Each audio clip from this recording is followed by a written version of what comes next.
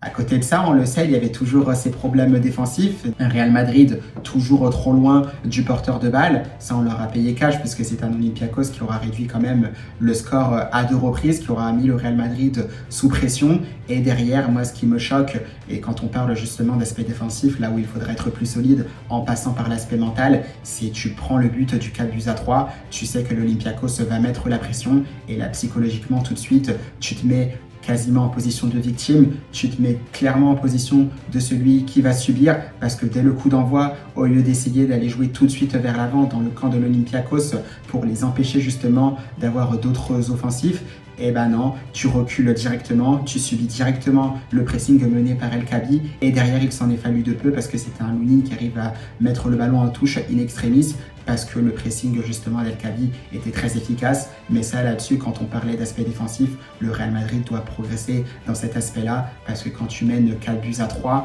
voilà, il faut gérer de meilleure manière ce match-là. Ça s'est vu sur l'ensemble de cette fin de match parce que c'est un Real Madrid qui avait du mal à gérer le tempo également. Voilà, alterner les temps forts et les temps faibles. Peut-être qu'il fallait garder un peu plus le ballon, surtout quand tu n'es pas forcément en confiance et que tu es en train de repasser à un Real Madrid qui gagne, du moins qui gagne un match. Il fallait faire peut-être beaucoup mieux. Et sur ce cas-là, je pense que le Real Madrid a quand même mal géré, mais il faudra progresser, il faudra corriger, il faudra analyser ce type d'erreur pour que ça se reproduise le moins souvent possible.